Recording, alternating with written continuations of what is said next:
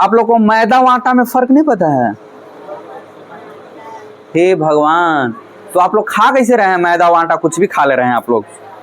देखिए ध्यान से, सुनिए ध्यान से। मैदा जो होता है ना, मैदा उच्च क्वालिटी के गेहूं से, ध्यान से सुनिएगा, मैदा उच्च क्वालिटी के गेहूं से सिर्फ उसके बीच का जो उजला भाग होता है ना, उससे तैयार किया जाता है, उसका आटा पीसा जाता है। गेहूं जैसे मान लेते हैं कि ये गेहूं है, देखिएगा ध्यान से समझिएगा, ये मान लेते हैं कि गेहूं है, कौन सी है ये? गेहूं में इसे बीच में फटल रहता है ना जी, मान लेते हैं कि गेहूं है। अब गेहूं के क्या करना है कि ऊपरे वाला इसका जो कवर है, छिलका है, उसको मशीन से छील दिया जाता है। क्या कर दिया जाता है? मशीन से पूरा अच्छा से एकदम छील दिया जाता है।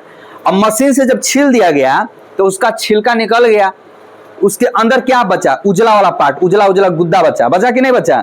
और उसी गुद्दा को एकदम महीन पीस दिया जाता है आटा की तरह। और उसी पीसा हुए भाग को, उसी पीसे हुए भाग को क्या कह रहे हैं आप? मैदा कह रहे हैं। समझ आया?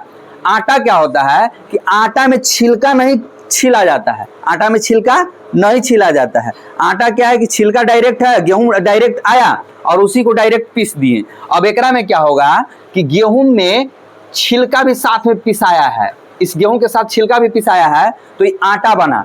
इसीलिए देखे होंगे कि मैदा में आप चालिएगा तो कुछ नहीं निकलेगा, बड़ा निकलता है मैदा में चालिएगा तो। अब आटा में जब चालते हैं तो कुछ निकलता है? चोकर। तो चोकर क्या है ओकरा में? यही छिलनवा है। आप लोग जब जानवर को देखे होंगे कि चोकर लान कर खिलाते होंगे, चोकर ला के खिलाए कभी जानवर को? तो चोकर कहाँ से आता है? इसी गेहूं को छील करके चोकर बना के बेच दिया उधर, और उसमें का जो गुद्दा बचा, सिर्फ मजा बचा, सिर्फ उसको क्या किया? पीस करके कुछ बना दिया, मैदा बना दिया। और हम लोग क्या खाते हैं? आटा खाते हैं। आटा हमारे लिए अच्छा चीज है, लेकिन मैदा हमारे लिए खराब चीज है। क्यों? क्योंकि सुनिए, इस आटा के अंदर फाइबर पाया जाता है। फाइबर का मतलब जो गेहूं में छिलका था वो भी साथ में है ना। आटा में क्या है?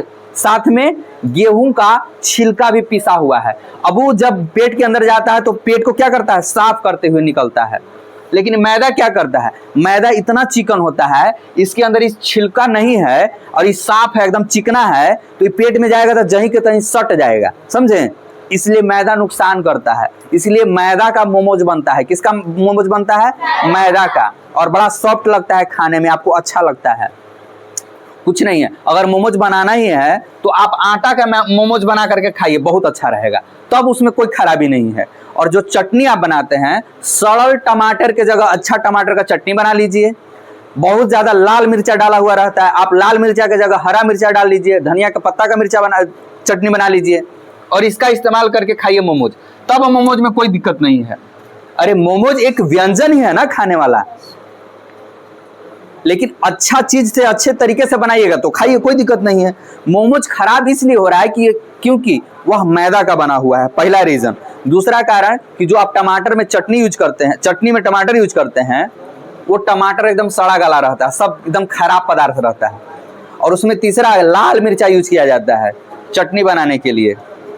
चौथा, हाइजीन मेंटेन नहीं किया जाता है, मतलब जैसे तैसे उसको बनाया जाता है। ये नहीं कि एकदम पूरा बढ़िया से हाथ धो करके एकदम फ्रेश करके एकदम सब साफ सफाई करके उसको बना रहे हैं, नहीं।